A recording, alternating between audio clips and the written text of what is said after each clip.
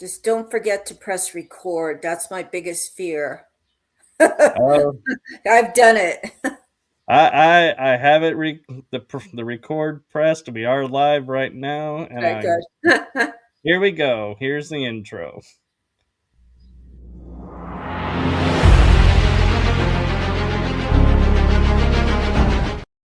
Okay, let's try that again.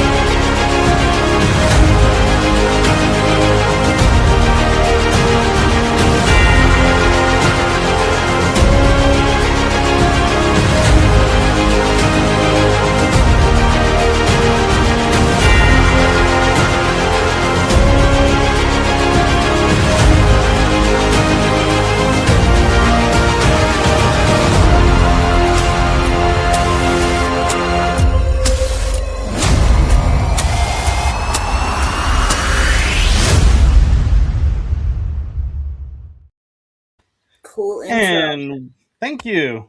Welcome everyone to another exciting adventure on Riding Through the Unknown. I'm your host Michael, and tonight's guest, many of you probably recognize from being on previous this year, and Mhm, so I can say I am truly honored and blessed to have her back on. mhm. She is a wonderful source of information and a truly great friend. We've been having a great chat in the background, so I know you guys are in for a treat tonight. We're not 100% sure where we're going tonight, but we are definitely going into new grounds. So, without further ado, I am going to stop rambling and acting like I'm God-smacked right now over my guest, and I'm going to turn it over to the one, the only experienced author extraordinaire, Jane Celia Hatch. Ta-da. Where do you want me to go, Michael? Just an intro or just dig right into soul retrieval and soul Well, fragments and since you've been on before, I think, people may want just a tidbit of a refresher okay. of who, Yeah, or I am a survivor of the secret space program and the CIA's MKUltra mind control. And I'm also a targeted individual, which really are all tied together. In my research, I'm finding most targeted individuals were actually secret space program, and it's sort of the aftercare to keep us traumatized.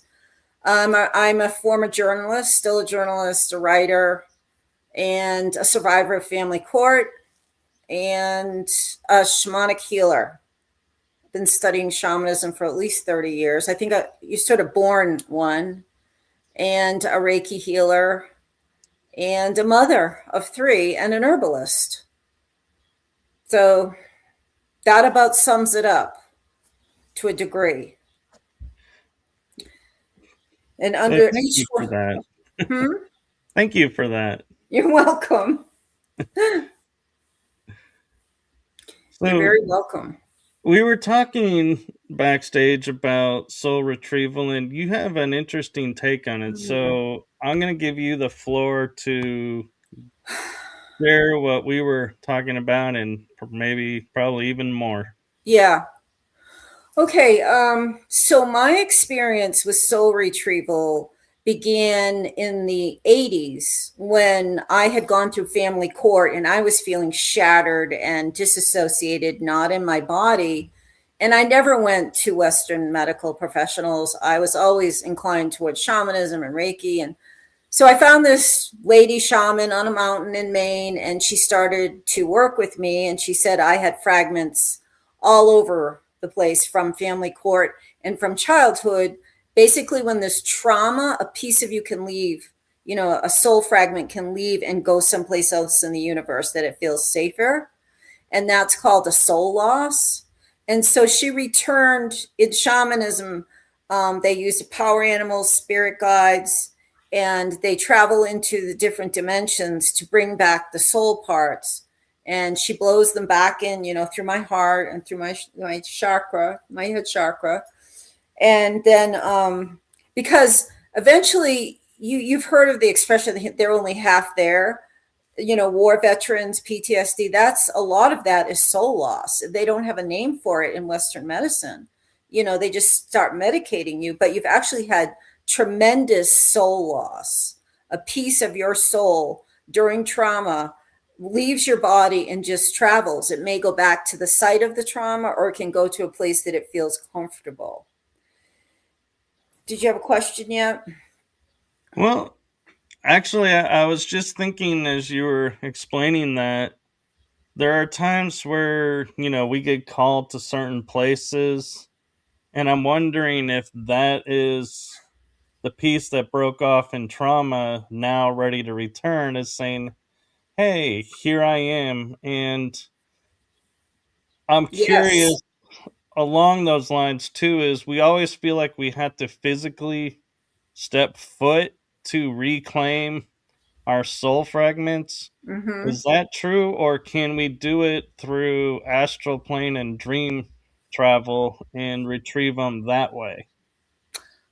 In fact, that's the only way that I know of to retrieve soul is traveling through the astral plane, because it's a spiritual process. And you're absolutely true that we do go in search of our souls. And this is a really interesting point. Often our ex-partners will have a piece of our soul, and it's one of the and they may have either consciously or subconsciously taken a piece of us, and it's one of the reasons we continually try to return to these old relationships, is they actually have captured a piece of our souls. That's interesting because I have heard talks of when we are in relationships, it's the person that we're with has a resonance or frequency that we're needing.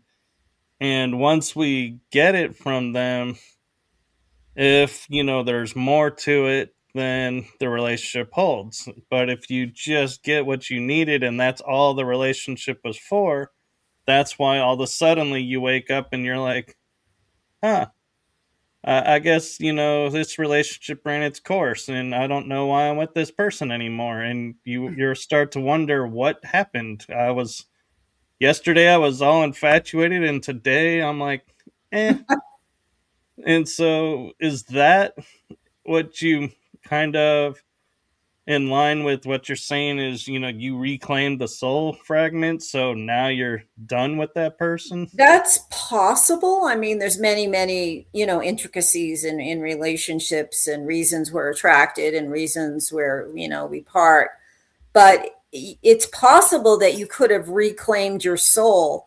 Generally, it's kind of a process, but I think it can happen sort of out of the blue. You can reclaim your soul, but generally, like when I began to learn, I started to go to teachers all over the country to learn, soul retrieval, depossession, psychopumping, all the shamanic.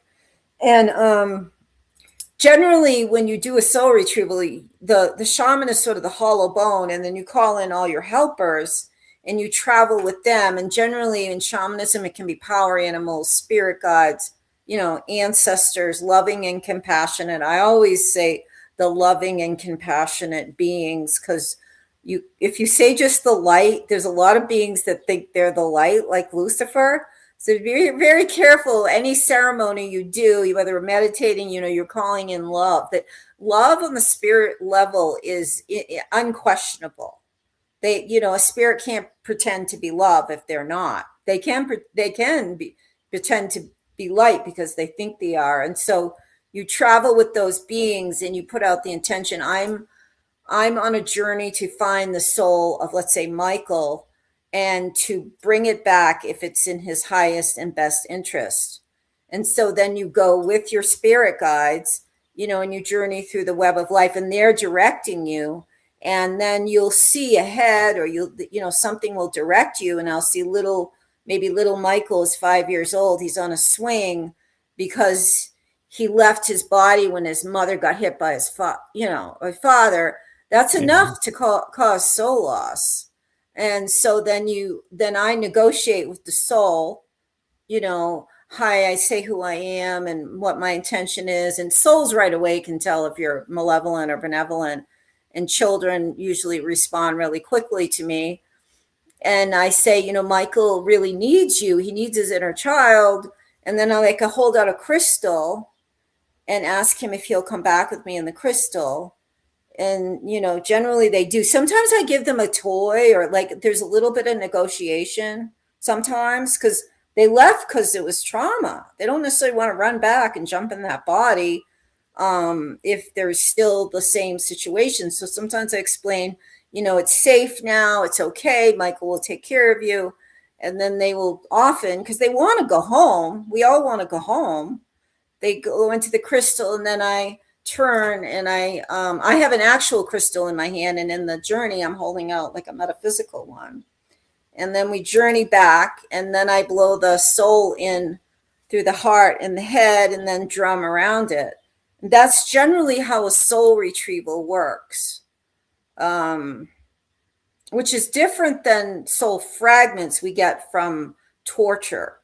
They're different. And because the soul is always part of the being, like the absolute essence. But the fragments are not necessarily the same being. They've been fragmented into different personalities. So it's a different process. I was working with my daughter with a fragment that was really angry. And I never thought once of doing a soul retrieval because it just wasn't appropriate. Because it was a part that was protecting her. She was very kind of violently protecting my daughter. And so it's a whole different process that I'm learning about, because my 30, 40 years of learning about shamanism, nobody knew about secret space program or altars, or no one talked about it. I mean, maybe the shamans did 100 years ago. I don't know. But so it's a new term for me in the last 5 years that is altars. And I'm sure I have them. I agree, and I have questions around that, but Terry made a comment in the chat room, and I'm going to kind of turn it into a question for you, Terry, and that is, she's asking, I'm still wrapping my head around the fact that my soul can shatter and pieces taken. So what advice do you have, or how do you talk to someone who, as we try to explain that and explain what, how that works, because that is, a really hard topic, I think, to explain to someone who doesn't know if they've experienced it or hasn't experienced it. Yeah, first I would say that your soul doesn't shatter. What happens is, and it's an adaptive strategy for survival. A piece of your consciousness called a subsoul leaves your body to survive the trauma, like even a car accident. If it was too much for your soul, your spirit to handle, it'll send a piece of you. I'm not saying that I don't think a soul shatters. It can become fragmented. And then you become less. Hi, Poppy. You become less and less powerful as you have more trauma. Somebody that's been through war, divorce, rape, they lose more and more pieces of themselves potentially. And then once you have a lot of soul loss, you also are really open to addiction because you're feeling less and less alive. So you want to drink. Hi, Poppy. I sound like I'm 5. Totally fine, but so it doesn't shatter, and it's always working to come home too. It's an adaptive survival strategy. until you're in a place where all your pieces can come home. And so, in that regard, there are times when I'm sure this has happened to you and to maybe Poppy and Terry as well. Is you're driving along and all of a sudden you get this urge to pull over and go check out something else. And you're like, well, I really got to get going to get to this place, but I'm really being drawn over here. Could that be like an alter aspect fragment that is saying, hey, here I am, since you're here, hey, want to try and reconnect or, grab attention to it? Or could it be, just another soul fragment piece that we just didn't know was splintered off and is saying, hey, since you're here, I'm here, let's connect? Like a date. Not necessarily. I mean, being pulled to a location, an area, a situation, it can be, you have to be really careful because you can be following a curse too. If you're like, I think I'll stop here and walk into that cave, it can, and they can make it feel like it's a good thing too. That's one of the devious parts of a curse. It doesn't feel bad. It feels like you're it's exciting in a way. So you can be being called towards a trap. And certainly I've had numerous curses, which unfortunately I fell into more than once. So, and my book will tell you the biggest, worst curse happened. So, and I thought it was very exciting what I was doing. It was like, and I thought I was fulfilling a dream. Like they know you so well. Like, believe it or not, it was an herb class in rural Maine that was tied in with me meeting a demon. But they use the herb class because they know what you like and law and what you'll do. Like, they couldn't get me with money or, press, any of those things, but they knew how to get me, and it was an herbal class. So you can be pulled to things for different reasons, but generally you can tell in your gut. Like I was ignoring my gut. Like I ignored my gut instinct. So you're not completely helpless if you start going in a direction and you have a gut instinct not to. I don't know about if you're an altar is there somewhere, or there's many reasons that you can be pulled emotionally. Right. I was just curious because, as we find out, we have altars operating all around. And, we talk about rich, a lot of people are saying that, the catchphrase of, oh, go integrate your altar. Mm-hmm. Well, I'm like, well, one, how do you know where your altar is? And two, how do you know it's time to integrate that Mm-hmm. altar? Or, and what happens to that altar when you do integrate it? Does its life cease and everybody that was attached to that cease, or do they go on? There's like multiple questions I have around that Yeah. aspect. And we're getting on to a different but similar subject. Altars, like soul, when I'm talking about soul retrieval, they never take a physical body. They're still in the spiritual. Whereas the altars we know now can be put into clones. And yes, I do believe like if you take that altar back, that being ceases to exist.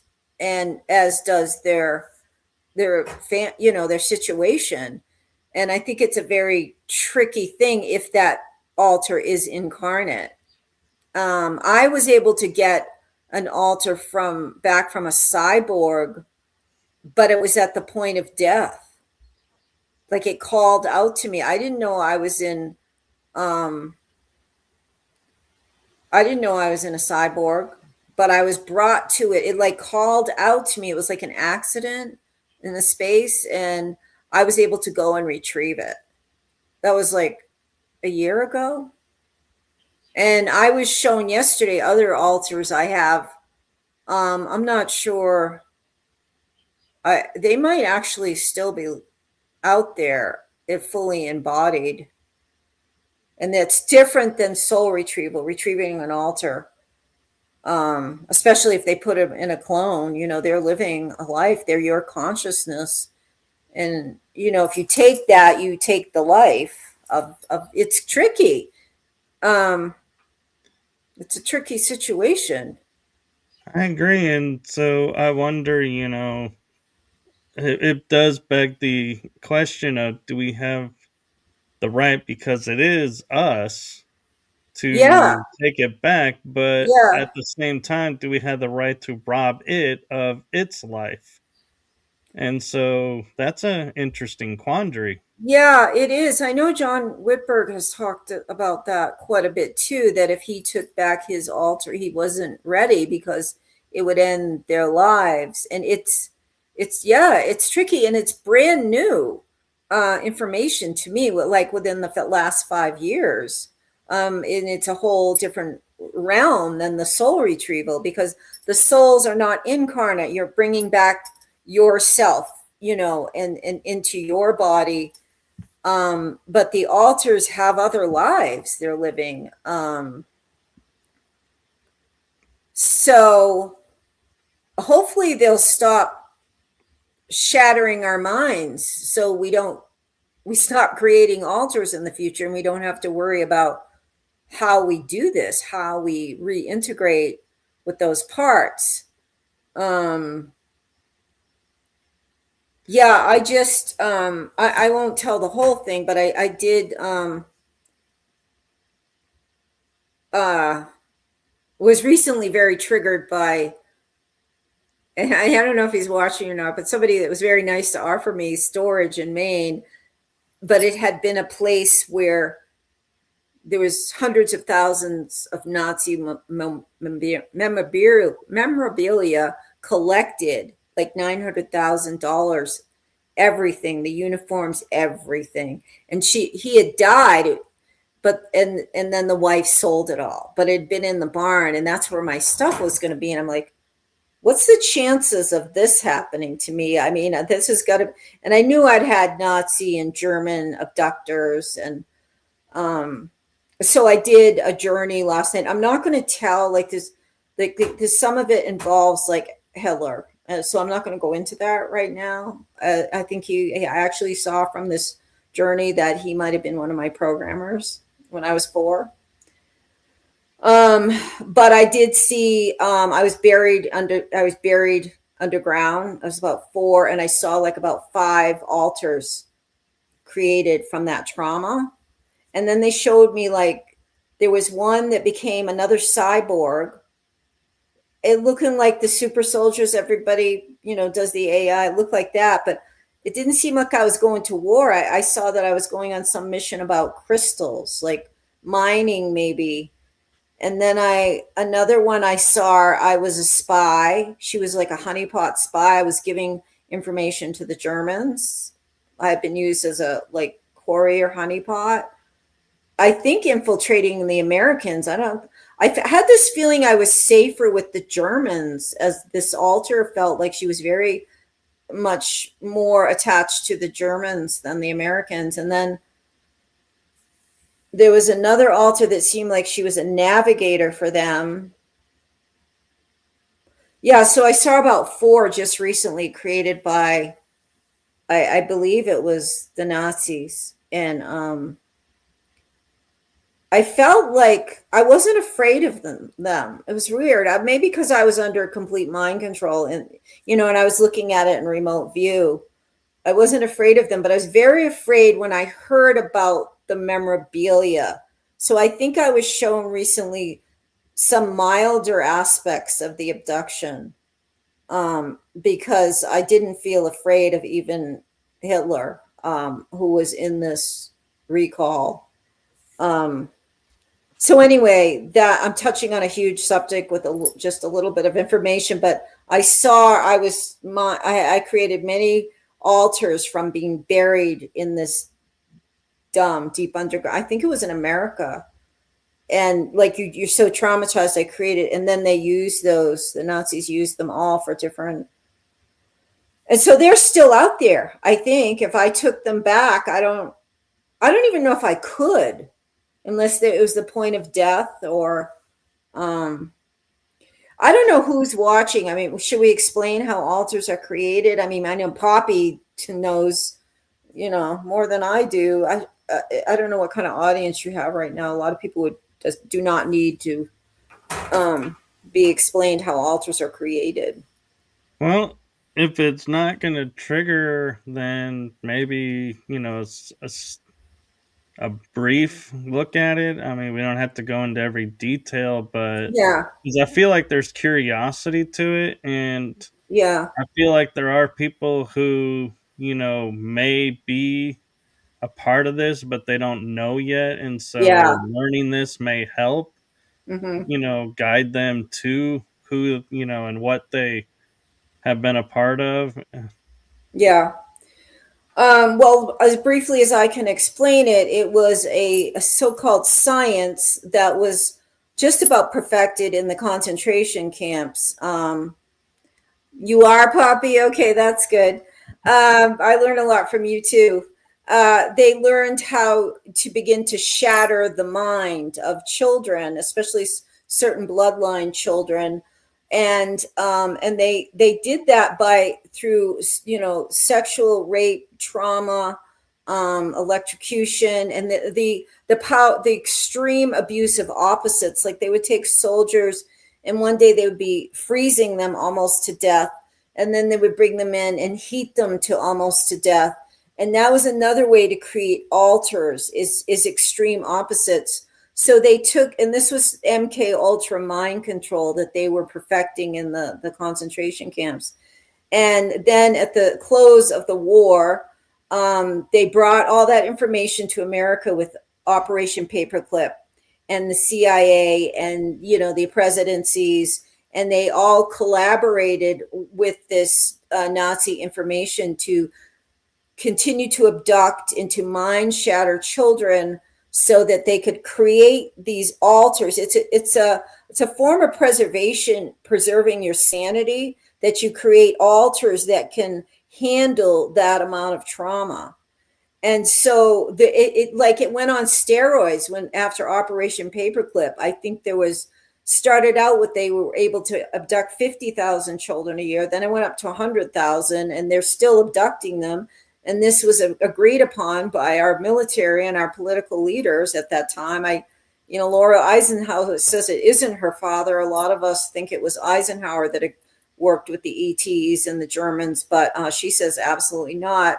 So around that time, like when I was born, 1956, I was born. So Operation Paperclip was already, in full swing. So I was probably one of the most, earliest abductees into the program.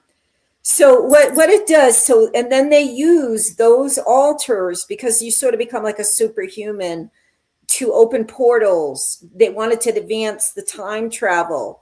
After the USS Eldridge fiasco, remember they tried to transport the ship, and it was like a complete disaster, that the men got stuck inside the frame, and it was like and so they were on hyperdrive to understand time travel better and cloaking, and so they were using all of us children, our alters, who they kind of made into superhumans, to advance the military, is the best I can explain it. Right. In short, it was a result of the Nazis coming to America and being placed in leadership positions in almost every system we have. Yeah, and I agree. And that is a great way to kind of be like, here's your starting point. Now, go do your own research, Yeah. because that is the one thing I will say about, this type of material and experiences we're talking about is, I can't say enough. Like, we can't go to a building, or go on the internet and say, hey, here's my name, tell me what I was a part of, because there is no digital footprint. There is no, I mean, there's a paper trail, but it's, very limited to who has access to it.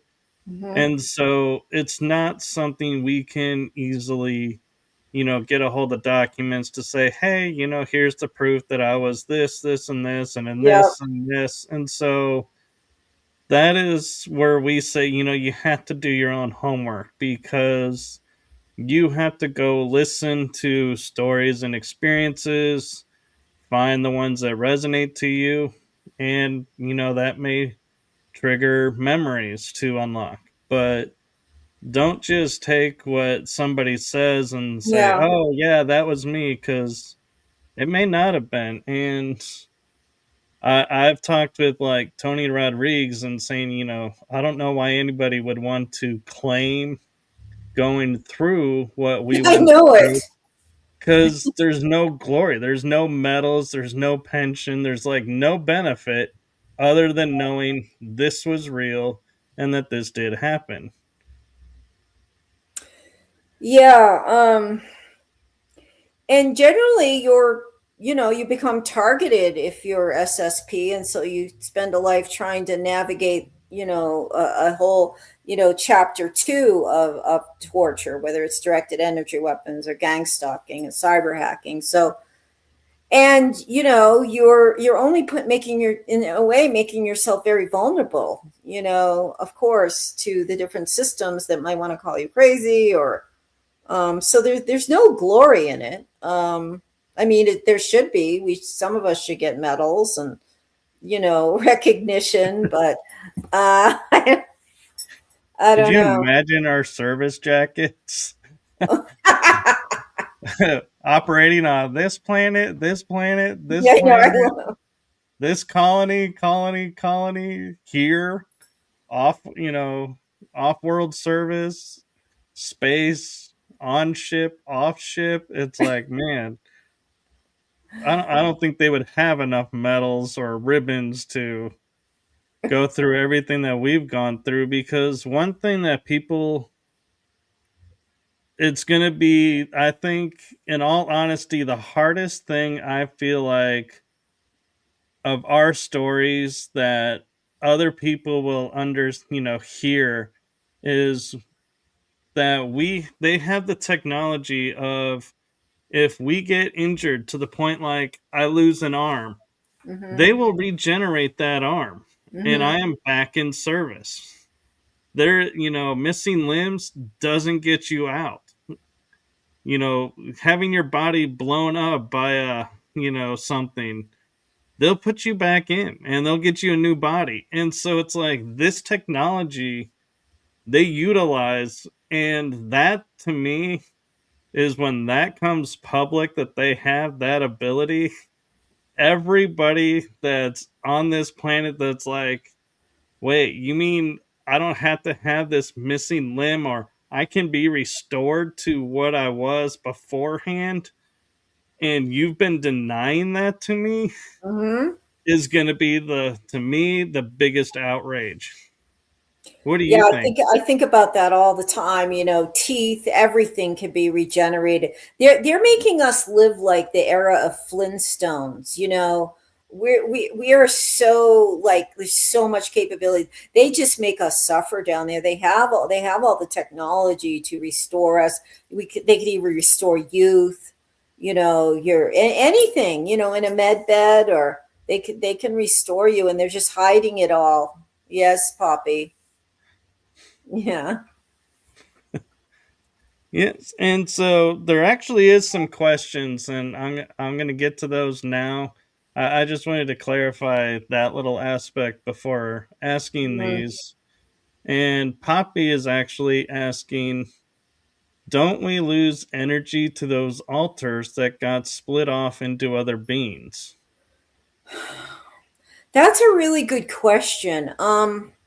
I don't feel it. I mean, I feel loss of energy with soul loss, but I don't necessarily feel like I have a lot of energy loss through my altars for some reason. But if, multiple soul loss, yes.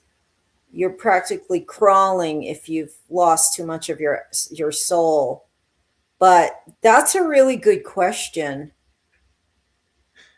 That is because I'll be honest, is there are times that I'll just like I'll blink and I'll be like, oh wait, I got new thoughts coming in of things, and it's like, where did Mm. these come from? And somebody was like, oh, an altar returned, and so it's downloading the memories, and you just got glimpses. So it's like we don't even know when we're off. And I've even been on a show one time where Christy Campbell was in the audience, and I'm like, I'm looking, and it's like I'm registering everything, but all of a sudden I see Christy going, "Oh look, Michael just did a 20 and back," and I'm like, "What?" And I'm like, I didn't even realize I had disappeared that long, to even give the appearance of, and so I was like, man, if it's that fast, yeah, I don't know that we would ever feel when it happens. Yeah, that 20 and back was mind blowing. I mean, that technology that can take you and you're gone for 20 seconds. I mean, you're gone for like 20 years, but it's 20 seconds in this timeline. And they brought you back to the age you were. I mean, people will like to try to explain that to ordinary person. They just, it's beyond, beyond comprehension. It is, and Terry is asking, do you think that since people are looking for connection, they can be led unknowingly into another system of control, like religion or even love and light spirituality that seems helpful? Oh, yes, absolutely. Because like if you're looking for something outside of yourself, it's sort of a hole in your energy field. And so, the universe doesn't like a vacuum. They're going to fill it up. And it can, it can be with good, but it can also be with evil. It is, and one of the things too about 20 and backs that people don't realize is, and this is going to sound completely strange to people, but for example, Jane and I can be on the same ship, but if Jane is on the bridge crew and I'm doing diplomatic or soldiering, super soldiering, our paths will never cross. Mm, I don't get to go on the bridge and go, hey, what's going on? Where are we going? Somebody mm, comes to us and tells us what's going on, or we just know and we just, operate. So our paths never cross. And to me, the saddest thing that I feel like of that is, when you have like Tony talks about being on the janitorial staff of a ship, yeah. not getting to, even the upper, kind of like normal crew. He was like, nope, that we could walk right past him and we would not give him the time of day because we are told when you're on ship, you only talk to your class, your Hmm. group. You do not associate with others. And it's everywhere we go. We are sectioned off and isolated. So that is something that people don't understand because, you think, oh, if we're, say Jane and I are both super soldiers and we're on the same ship, if we had different missions, we're not going to talk. Even Hmm. though we're super soldiers, we're not going to be like, oh, hey, great to see, glad you're on this one. Nope. And that is something I think people, have a hard time with because our military, everybody talks to everybody. But the SSP, that is not our military. And that's something I think that needs to be clarified. It operates through the military, but it's not the military. Yeah, I think a lot of that has to do with maintaining the mind control. not talking to each other. It brought to mind, I'm writing this book that involves Princess Diana and Elizabeth Wallace. Elizabeth Wallace is like the bloodline daughter of Queen Elizabeth, who was also put through the program. She became a sex slave for the royal family. And to be honest, and this is kind of revealing what's going on in my book, is Princess Diana was used as well. And they would be both brought to a ritual separately with bodyguards, like say the Vatican was doing set, and they were called to that. The bodyguards would be all around them. They could not talk to each other, but they learned like hand signals, like little things.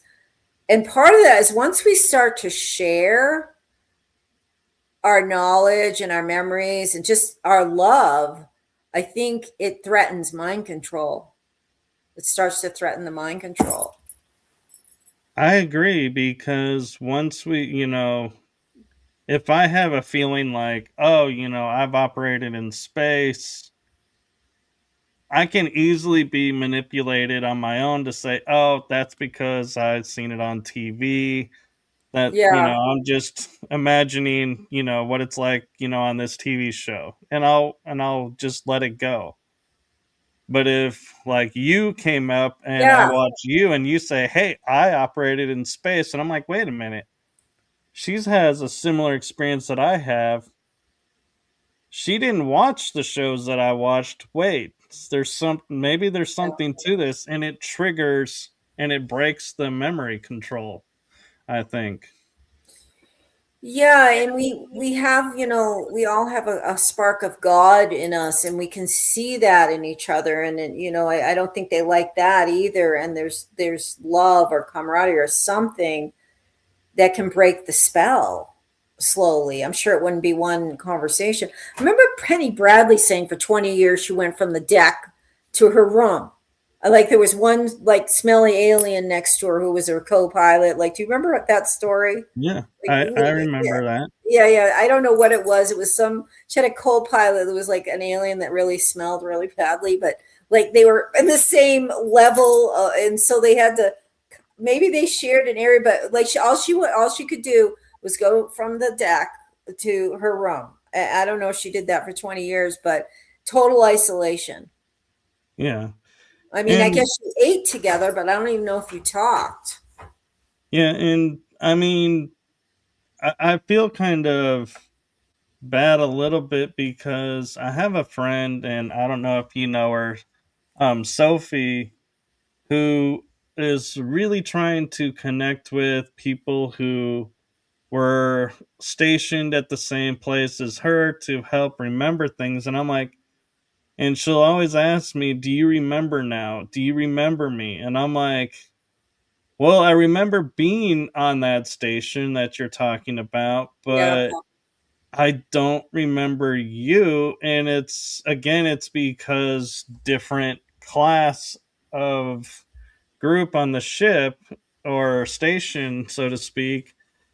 And so I feel bad because I feel like I should remember. And she'll tell me, her funny story. And I'm like, well, I think, I remember hearing about that, because it's people gossip, and, that you'll hear, but you never know who it is. And so it's like, oh, that's you. Okay.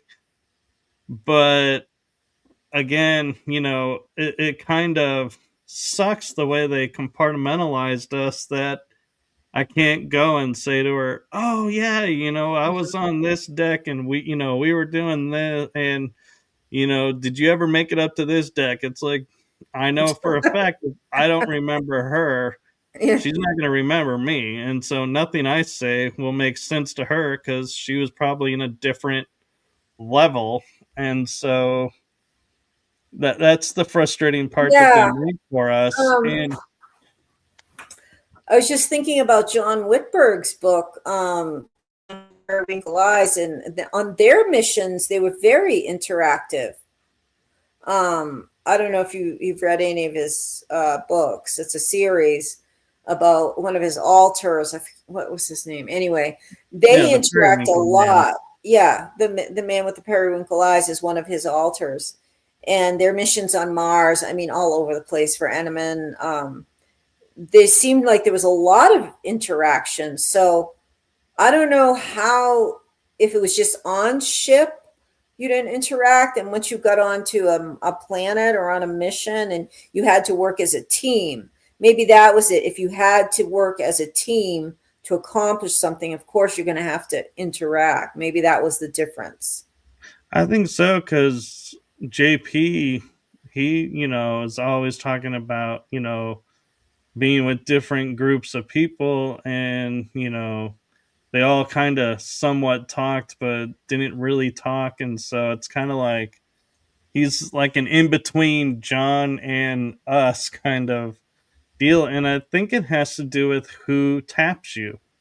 And he was doing it through military, and so they were, operating a certain way. And so I imagine if it's ET, they have their own protocols. And so that may Yeah. be why some are more open and some are more compartmentalized. And so Terry is asking too, so you don't have to be abducted to be traumatized and then used later by the SSP.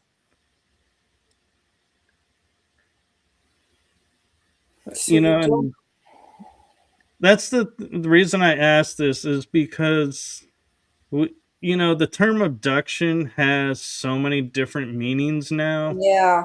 and so a lot of people confuse when we say, "Oh, we were taken to doing this and this and the programs." They're like, "Oh, so you were abducted like somebody on a UFO," and I'm like, "No, that's not that type of abduction." And so, Yeah, that, like, for me, my father, I believe, was manipulated by Raytheon executives to think I was just going into some gifted science. And so they manipulated him into signing me over. But that's an abduction. I disappeared, on and off. And I wasn't taken by two grays into a UFO. I was taken by, the Raytheon, which is a Nazi, but Bush, Vannevar Bush was a German who started Raytheon. So that's still an abduction if you've been manipulated, if your parents have been manipulated into signing you over. It's an abduction. So you're right, we use it in many different ways and not always the classical. In fact, I don't know a lot of people that were just taken in a spaceship. I think they were taken, like Penny was taken into Langley, in a van in the middle of the night. That's an abduction, taken out of her house, put her in a van across the country to Virginia, where she was used abused in science labs or science in the cellar, and doing MKUltra. So there's many ways to abduct. And that's sort of a real abduction if the van shows up and takes you out of your bedroom. But it wasn't ETs, it was the military. right. And Um, pop, oh, go Go ahead. ahead. No, I was just trying to think of her question. Do you have to be abducted? Okay, can you not be abducted and be in the SSP? There's probably, yes. Probably there's some way they do that. Well, there are some, that think when we're born, we get Yeah, tapped. And, and so there we're not abducted. We just are taken out of the hospital room and then put back in the room. Just nobody knows what happened. And it can be like you're saying, you were missing for a minute. Well, they may not have used you on a mission at that point, but they took what they needed from you so that they can make the clones. And right. therefore, you are being used. You just didn't have the whole abduction scenario. Yeah, I mean, I can't remember most of the first 11 years of my life, but I've been actually talking to friends lately in Hanover, Mass, where the abduction first took place. And they're like, remember we had the dog shows, Jane, and remember we did this, and remember we did that. And I'd be like, some of them vaguely, but it was almost like they had my consciousness within the program and somebody else was in my body because I was physically there. You know, my friends were seeing me from back then, but I've even had that lately. Like, I think I was not lately, like I was 25.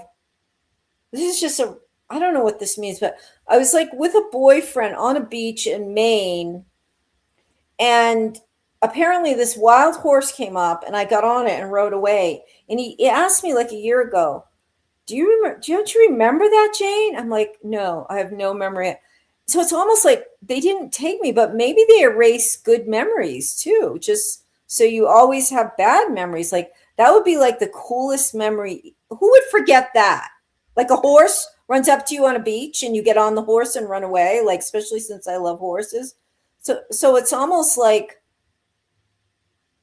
I don't think I was abducted in that moment, but maybe they erased it. I think they erased everything about my mother. Anything that gives me joy, I think they try to erase. And I'm getting a little bit off topic, but Well, and I wonder though, like you're saying, with the beach, and the boyfriend experience, if there's something that they feel may trigger you to a memory, they may hmm, erase it for that reason.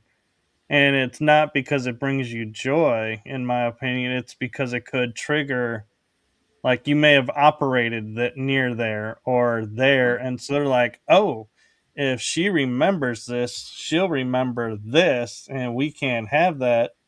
So they wipe the memory of it.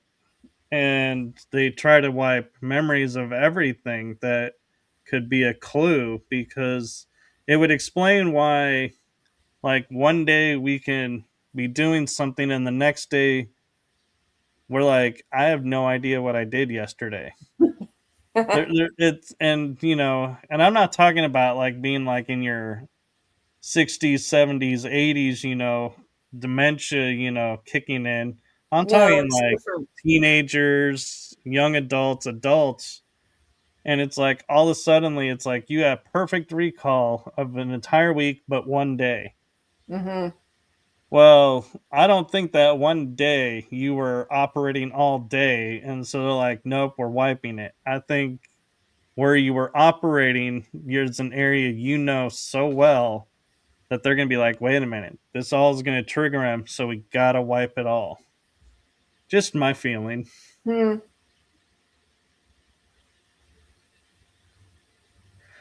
But with that being said, Poppy has a interesting question for you too. And she says, did you feel trance like in the 20 and back, like controlled to the core, just trying to reconcile what I feel?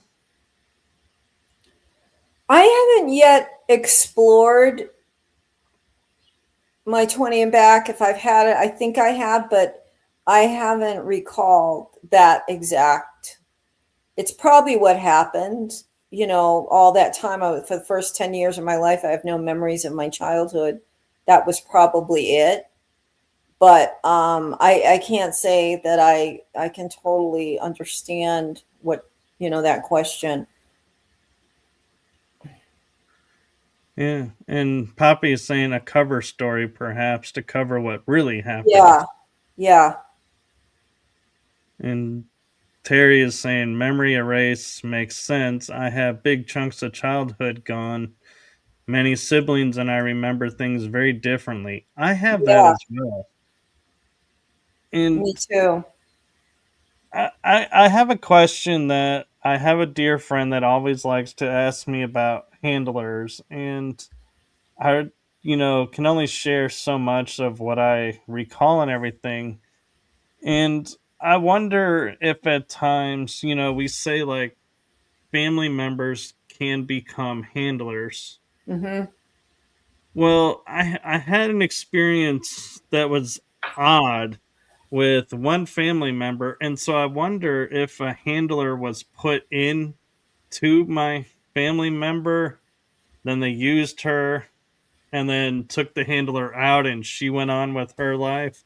Because the conversation that we had, now looking back at it, makes totally no sense. And she was asking me one day, "What are you reading?" And I was telling her what I was reading, and she goes, "Why are you reading that?"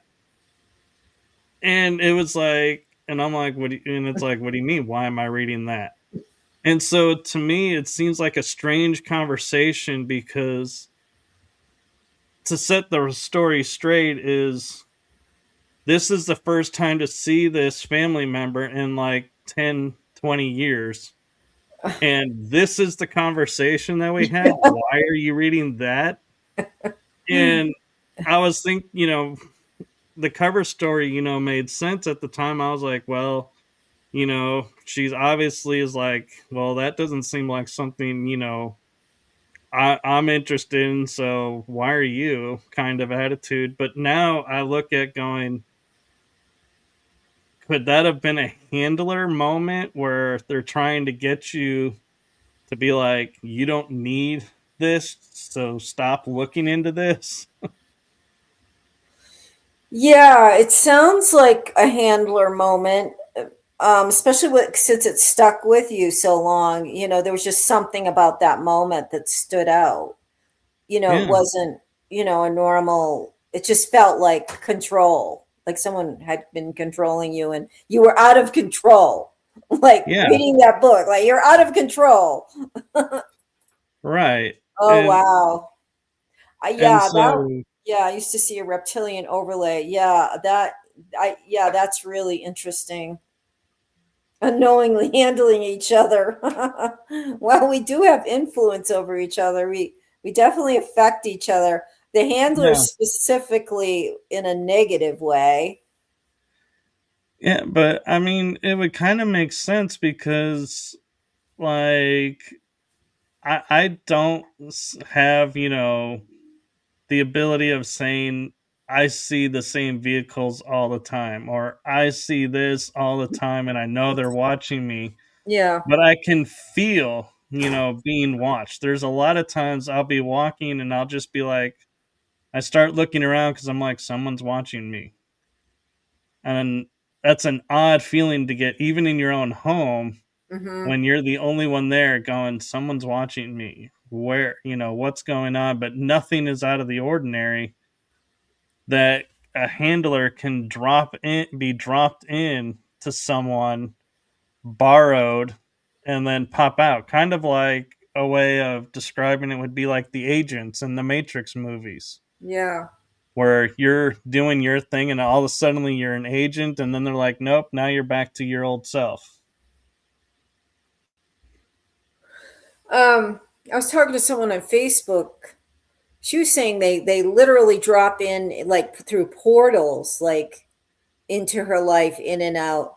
I don't necessarily have that. Like I used to have like demonic attacks. And I don't even know if I would call those handlers. Those are like Satanism is a byproduct of our handlers. Like they will use Yeah. Satanism and demons and curses. And I've had all that. But a lot of mine now is like gang stalking. They're trying to sabotage. Like I'm moving now. It's like a landmine of sabotage. I've got to get around. They'll sabotage a certain house I'm trying to get. I had a very important check coming, like a donation, and they knew it was coming. And so I got it at night after the regular mail had been delivered. It had been unsealed and just kind of a little bit sealed back. There was no postmark. So basically I went out and I got this, like, large check. They don't take stuff that way. They just want me to know they had it in their hands. They opened it. Um, and then I tried to cash the check. So they want me to know that they just dropped this in my mailbox after the postman. So then I try to cash it, and I get a notice from my bank that we have reason to believe that this check might not clear. So you can't use it for 12 days. Like it wasn't even like a regular, the bank will say something really specific. And this one Right. said, we have reason to believe. It was just so weird. So that's the kind of gang stalking that and they eventually, and so I called the person who had sent me the check. He goes, no, that went through right away. And so they held it and sent me a letter and said they have sources out there, like maybe ETs, to tell them and then it was signed US Bank, not even a person. It's like, this is the kind of gang sucking, like making everything as difficult as possible. And I'm laughing because that's what, like, I've been going through this for so long. Like, I have to laugh. Like, this, I mean, there is tears, like, if it gets too bad, but I'm mostly Right. dealing with the CIA kind of gang stalking, not as much the demons anymore. I mean, the literal demons, they're kind of their own form of demon, but you know what I mean. Yeah, and I didn't even think about it, but there are days where I'll have like a stack of say 5 letters, and one will be open, like the Yeah. flap is open, Yeah. and I'll be like, and I'll look at the mailman because I usually get it directly from him, so it's like I don't even let it go to the box, and he'll be like, "Well, the glue must have came off on that one." Yeah. I'm like, "Yeah, I guess so." Yeah. I know. But Because now it's like I have to wonder, because it doesn't look like it's been torn open. And so it's like and I said to my friend, I said, I just barely like close this really big check, and I knew he did. And he goes, no, I like really sealed that. I'm like, yeah, it was opened and they messed with it and they didn't even put it through the stamp. There's no stamp. And so yeah, it never do it to the bills. They just know when I'm getting something important. Yes. Oh, we so just that's locked up and interesting the that intro started again. Terry is saying that the show restarted for her, and now we're having uh it looks like Jane, there she is. Jane disappeared for a second. And It was a 20 and back. but there All isn't. the US back part. Yeah. Yeah, Yeah. all the bank, they're all like, I don't know if there's any. And there was an interesting question, Terry A was asking, getting watching, are you being watched landlord. through the phone or TV? Yes, I'm aware of that. And no, this was in areas of the house where there is no cell phone or there is no TVs. And it's like, I know that I'm, being watched, but there's nothing here to watch me. And so that's the awkward moment. And I did one day see a drone just hovering between my house and the neighbor's house, watching, and it was at the perfect height to just see over the fence Oh yeah. what's going on. And so Yeah. it's like, yeah, they do watch, and sometimes they're really obvious, and sometimes they're not. But Poppy's saying it's working for her. Okay, good. Terry's asking, watched by entities from a frequency we can't see. That could be it too. Yeah. That could be And, it. That and so, you're being watched from a different frequency. Like, I've seen Dracos watching me from another zone. That was really freaky. I could see them in my chimney, like Santa Claus, except for they were Dracos they were on another dimension. And eh, so you could be being watched. She's right. so I have an interesting experience that actually came through my twin, and I happen to have rapport with my twin, and uh, I'll just share a part of the story that is interesting, and I'm curious your take on it, is she was being watched and was being, like about to be attacked, and I got wind of it and intercepted and utilized altars to drop the assassination team and like Wow. return to source, them back. And we saw this building, and she said, I saw this building, and we're like, yeah, the building that they were using. And so it's like we use psionics on the astral to take it down. And she said I think it was like the next day or two, she's driving to somewhere, and she looks and says, wait, the building that was there is gone. It actually burned down. And so it was like interesting, and we were Uh-huh. like, interesting that it's the location exactly where we saw it and took care of it, but to see it in reality being taken care of, I was like, it had me wondering in the back of my mind, going, did we really do that, or I bet you did. did something else happen and we just So coincidentally? I don't think, like, what happens is you're destroying it on the spiritual level, the idea that created it. So it could have been a fire, it could have been something, but you created this, you eliminated the spiritual aspect of it. And so whatever came in, that was what you did ultimately. I would say you did it. Yeah.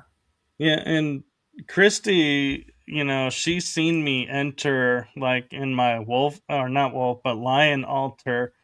And I always will tell people, if I'm around and, I I hear or sense you need help, I will pop in, and I love to make grand entrances, as I call them, because I'm like, I'm sitting here thinking, these, beings are most likely humans, and what's the one thing humans are freaked out by is the unexpected. So I will either, like, if it's a cave, come through the ground and like do like a Superman or Neo landing, where you hit one knee and then just stand up and kind of be like, what's going on? And just know that the other side is like looking at this and going, where the hell did that guy come from? And how the hell is he able to stand up and act like nothing happened?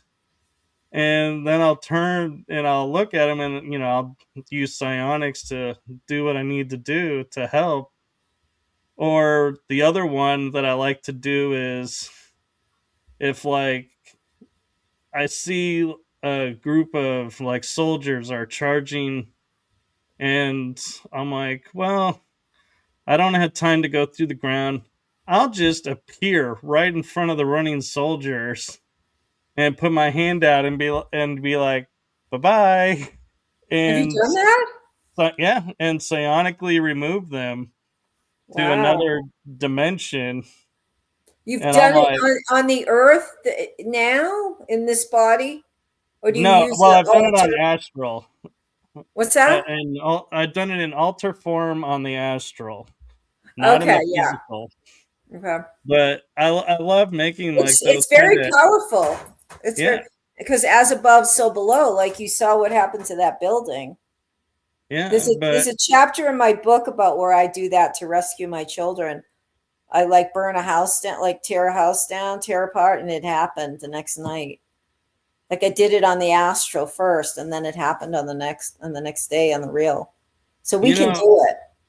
it's interesting you point that out, because there's a story that it was really kind of, my family, we would laugh about it because it was when all five of us were together. We had went to this restaurant on a road trip, and the food was horrible in our experience. Service was bad. Yeah, we all were like, we're not food snobs or anything, but we were like, man, God would do a service if he removed that restaurant. We found out when we pulled into the hotel and turned the news on, after we had left and like the restaurant had closed, it got leveled by a tornado. And I was like, and so I made the joke like, oh, restaurants, you better be careful when we come in force, and eat at your place Yeah, because it you could may have been not. the collective energy of all of you.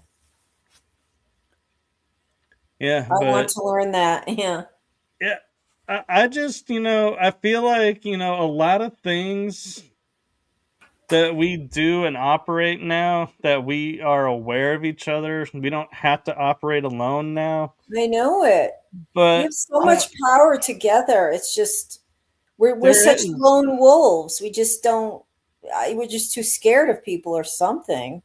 yeah, but I also feel like, just by making those like grand entrances, it's like a lot of times what was going to happen or, what, they're wanting to happen when they see that are like, yep, we lost, we're done. Let's call it a day, fight another day, as they say, and will leave a lot of times too. They don't always engage. Yeah. And I think it's because, we can make ourselves appear in such a way that it's like, whoa. It's like a And sign, a big sign, like God, like yeah, yeah, some like, metaphysical being just interfered or something. yeah, It or seems, the proverbial, oh shit, that guy's here, we need to get the hell out of here kind of motif. But yeah, and I feel like everybody can do that. It's just a lot of people aren't aware. And I wonder if at probably times yeah. if it's programming, that's bled through that's why I'm able to do those kind of entrances and do all of that is yeah, part of it could be star seed, energy and all of that, but I feel like Source. knowing where to go and how, read the entrance and read, what's needed, I Yeah. feel it comes from programming because I don't know about you, but when I was like a teenager or a preteen, there were times that I would go into a room and I would be like, okay, training scenario 5 activated. And it's like, I'm imagining, okay, there are people that are targeting me or, getting ready to attack me. And, I got to drop them before they drop me. And where are they? I got to sense where they're at and do all that. And so it's like I was doing this kind of training, but I never really understood where and why I was doing that kind of training. Yeah. It was just in our subconscious. Yeah, and I mean it's just weird too Hello. that to go and say, "Hey, I need to do some training real quick." Yeah. Okay, let's go activate this scenario. Well, it's not weird once you understand where you've been and what you've done. Um, True, but I'm just wondering, if that's, something you've, ever encountered to where you were like, "Oh, this memory is bleeding through," and it's like, "Oh, maybe yeah, that'll help me relax." And so you start doing stuff and you're like, "Why am I imagining this happening? yeah. This doesn't make sense, but it does." Yeah, I mean, I've certainly had lots of situations where I imagined a battle, and I imagined how I would battle and how I would defeat people, like just people in a room or, what weapons I would use. And I didn't know if that was my imagination as a writer or I was just always getting prepared for battle. And yeah, I'm constantly having like battle images, um shape shifting, and I think maybe my hands becoming weapons. And I didn't like, sometimes I just thought I had this vivid imagination, but now I think it's something I probably lived through. Yeah, Um, and that's the other thing too that is so trippy about being in the SSP is we have memories that can come from multiple sources, and there's no way that we can go, oh, this is definitely program, or this is definitely from this. It's everything gets so intermingled. It's like, to me, it's almost like near impossible to take memories and say, oh, yeah, this is program memory. This is, soul astral work memory. This is past life memory. Oh, this is, memory from watching TV. Because they all almost seem so alike that it's like, I don't know. yeah, it's a feeling, a deep down feeling for me, whether I'm,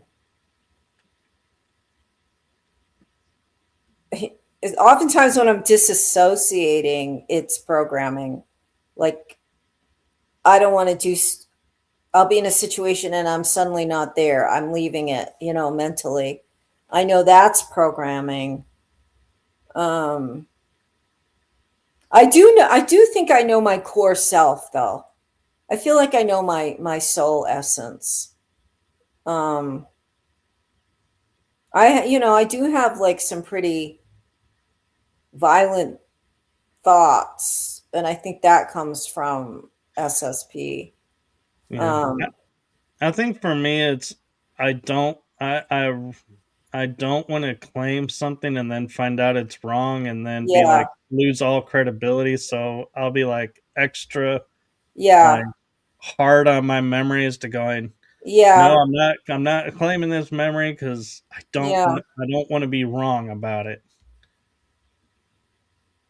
I have to feel and know it through. Yeah, yeah. It's a lot of the truth comes through the heart and the soul more than the head, because the head can be very easily manipulated. So, especially the soul, because the heart is emotion, so emotion can be manipulated, but the deep down soul can't. It's the quietest part of us. Unfortunately, it's the one that's the deepest, quietest aspect of our personalities. But Right. And one thing I noticed that a lot of people don't talk about, and I feel like kind of gets over missed, is like positives that come mm, from being in the SSP. And even Tony Rodriguez, when I asked him about it, he's like, yes, thank you for asking, because it's not always trauma, it's not mhm. always bad. There are good things that happen. And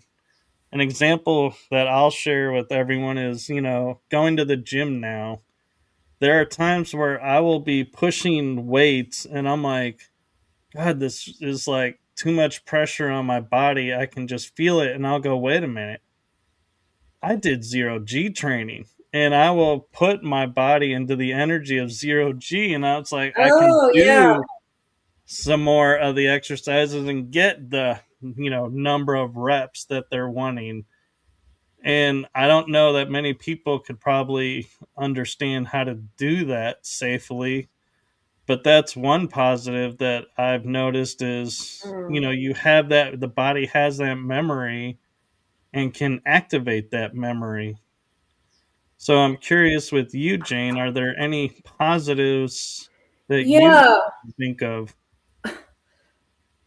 it sort of helped my self-esteem, like, because if you were taken into those special programs, you were very talented and you were very unique and you had special skills. And so while the aftercare program continually traumatizes you, make you feel belittled, it's because they know how powerful you are.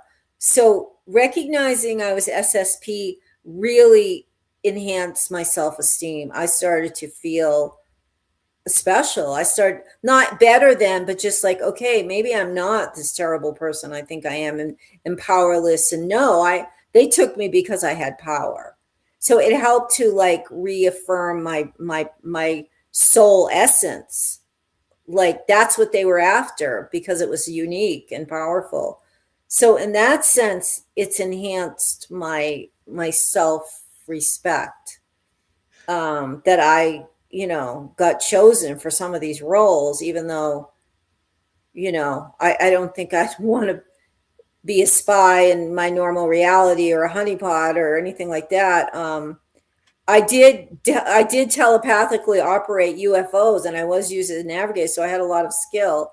So in that sense, yeah, and then I kind of build on that, like you're saying, like I can do this stuff. I can remote view, and if the military picked me, I've got to have. So yeah, I think in a way it enhanced most of my skills when I like you're saying, I said, I've done this before. I can do it. If I can telepathically operate a UFO, I can do a remote view. So yeah, I think in that way it was, learning I was SSP was positive. And another aspect is, growing up, I would always, for a while when I was in elementary school, I would be like, if I was chewing gum and or had saliva in my mouth and I was like, I wanted to spit it out, I wouldn't spit it out because my mind was telling me anything I spit out, someone's going to come up behind you, grab it, and use it because it has your DNA. Oh my God, yes. I go And like I was just looking in my makeup bag and there's a big wad of hair. I'm like, every time I cut my hair, I will not leave it. Like I ball it up and put it because I feel like they're and I like burn it and I'm like, I've got all these places and I'm like, Jane, you're making it too easy for them to get it by like, making it putting it in a drawer and in my makeup rather than just taking care of it. But I go through the same thing, like yeah, they're after your DNA. And so I don't go to hair, I cut my own hair and then I keep it. And so, because yeah, it's not paranoid. Like they want our DNA. yeah. Well, I've kind of gotten lax on it because I'm like, Yeah. I take the mindset they already got it. So, Oh, what's Poppy the too. difference? Poppy, do you But, like hold on to your hair and everything? And well, and here's another thing. It's like, I hated going to doctors oh God, because if I had a cold, I was like, I'm not going to the doctor for this cold because I don't want them experimenting on me, is yeah, what yeah, my thought was. And I was yeah. like, little did I know that already happened. But, And and dentist, that's, I'm terrified of dentist. yeah. And Just so terrified. to me, the positive is, all these little nuances that we thought made us really weird and like Yeah, isolated from people, knowing being in the programs, that's where these come from, and yeah, we're bleed throughs. It's like I feel more like, okay, I'm okay with who I am. I can yeah, accept who I am because yeah. it's That's because how I of felt this. too. Yeah. Yeah, I wasn't just a weirdo, like outcast, black sheep, wolf in the woods. Yeah, I leave them with nature. Oh, cool, fingernails. Poppy. She's given us a solution. I'm going to throw my hair out into the wind, and I don't know what you're going to do with your gum. You better not do that because a bird will eat it, and then they'll become a super soldier or something. Oh no, I don't chew gum much anymore. Yeah, I know. I love who. Oh, thank you, Poppy. I Oh, love you thank too. you. She's like the sweetest human being I've ever Yeah. met, Poppy. And I will say, coming from the paranormal community into the disclosure or SSP or even into the SSP community, as much isolating and sectionalism that you find in it, and yes, I did say the word sectionalism because that is what it is, and I've I never don't heard know of that, where but that I think it must work for something. I really I know. sexualism. I was Cool. like, as I said it, I was like, what the hell is that? Where did that come from? It's a But great word. yeah, I'm going to use it now in my next but book. go What does ahead. it And mean, Michael? Tell me what it means first. to me, it means they keep us sectioned off to Okay, where like sectionalism. super soldiers talk with super soldiers. people with memory talk with people with memory.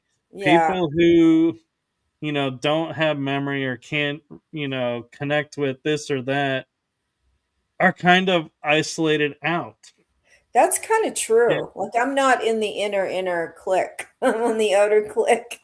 Yeah. And so I feel Yes, like, though, more lately, as you talking about this, like, for example, the chat room tonight, they are engaging with us and they're talking with us and, I love that. supporting us. And it's not the, oh, you're not this because you don't have this or that It's kind of ridiculous. that happens. And so I'm really liking, the new SSP community that's coming in, that's like, yes, we're going to support each other and keep each Yeah, other, up, because we've gone through the isolating and everything. We don't need it here.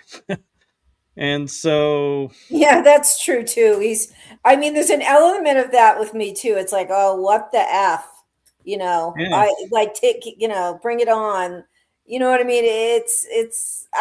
I have that paranoia with my hair, but you're also like sipping tea all over the place and everything else. So I'm not paranoid about it, but I do have with my hair.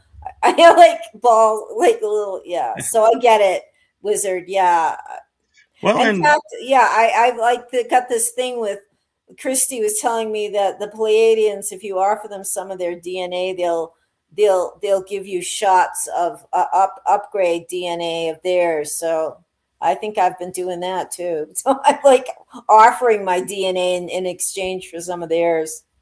and one thing I just thought about that, we can do, because everything is done by intention, is going to a restaurant or, Yeah, going somewhere and interacting, any place you feel like you may have left a DNA sample and you're like, no, I don't feel comfortable with it being there.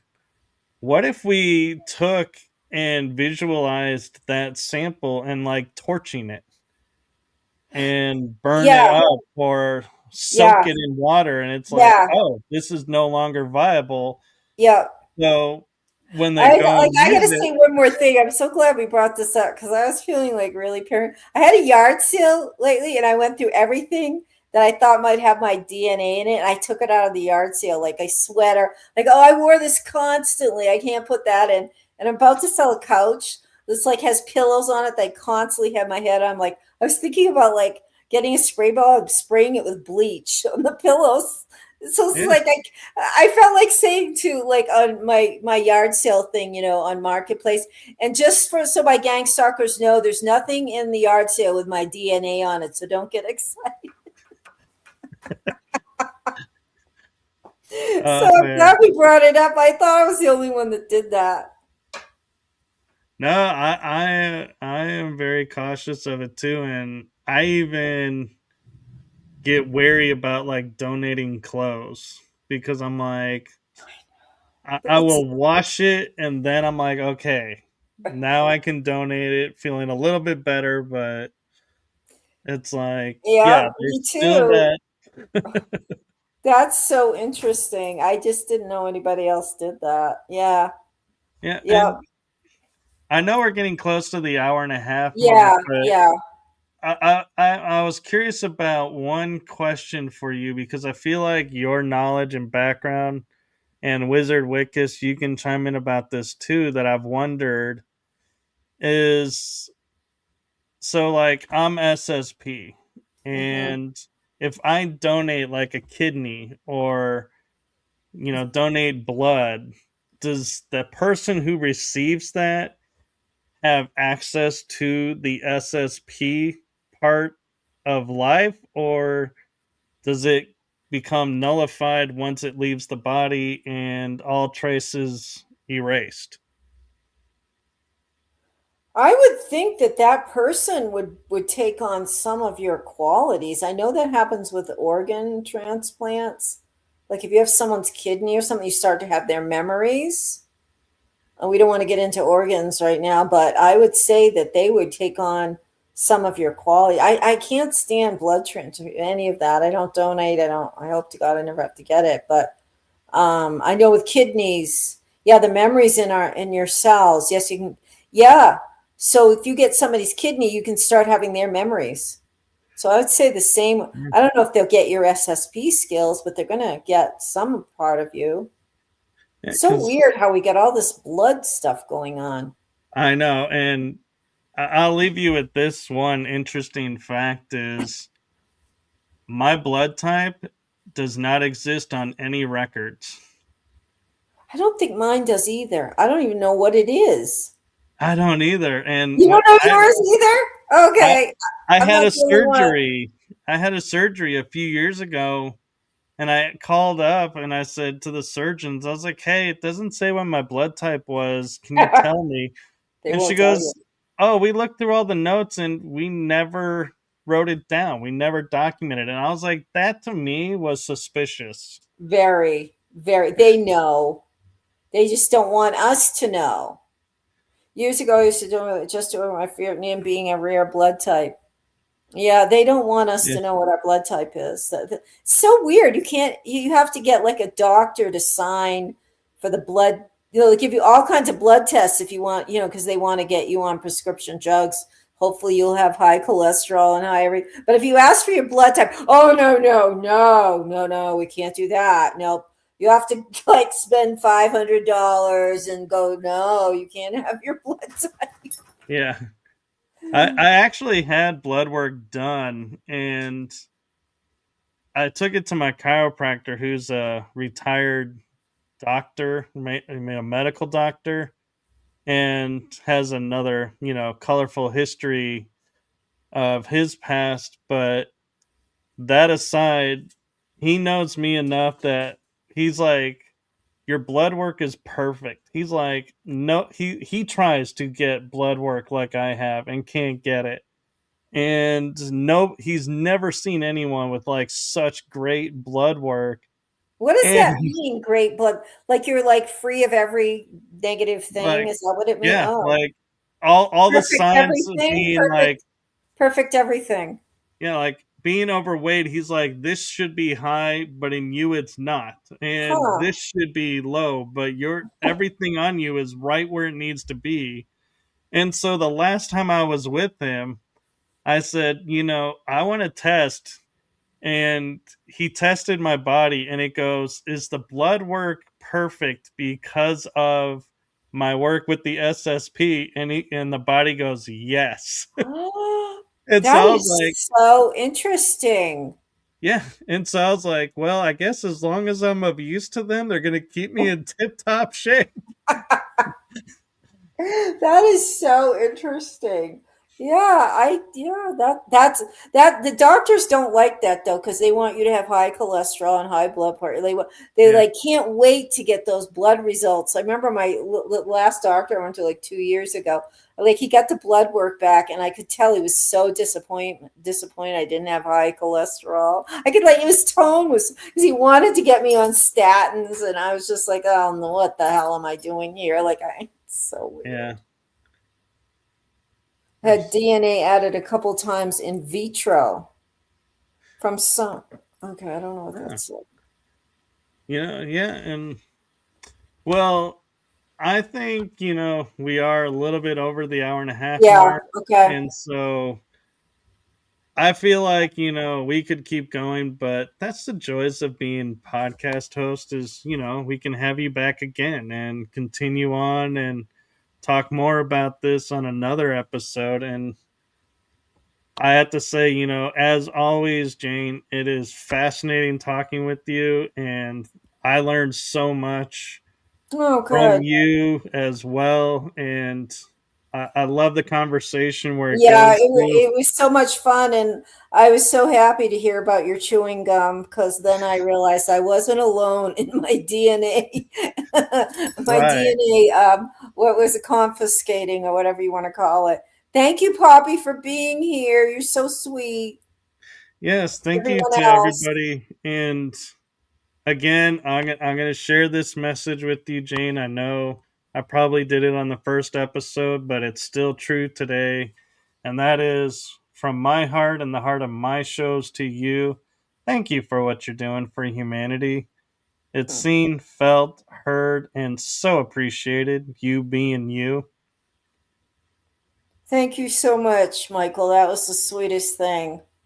I almost felt like I was a little girl watching Mr. Rogers. You know, he used to get those sweet things at the end of the show. Oh, yeah.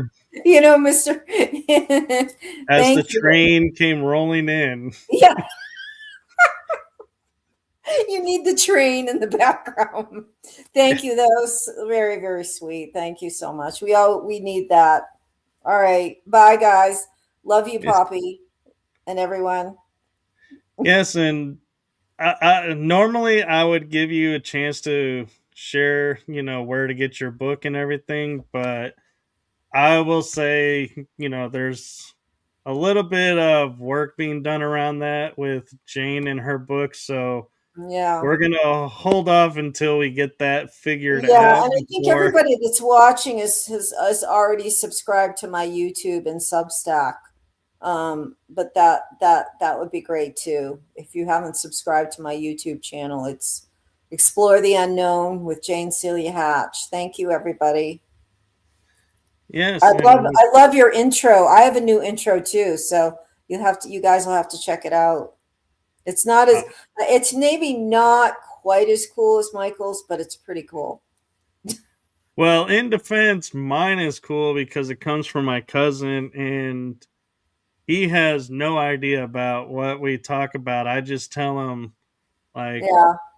like for example, this season we have the body on a bed, and there's like screens scanning everything, and Yeah, I it was saw the that. closest image I could get to a med bed, and I was like, yeah, that looks like what a med bed might look like. So yeah, can we use that? And he's like, yeah, and put it in.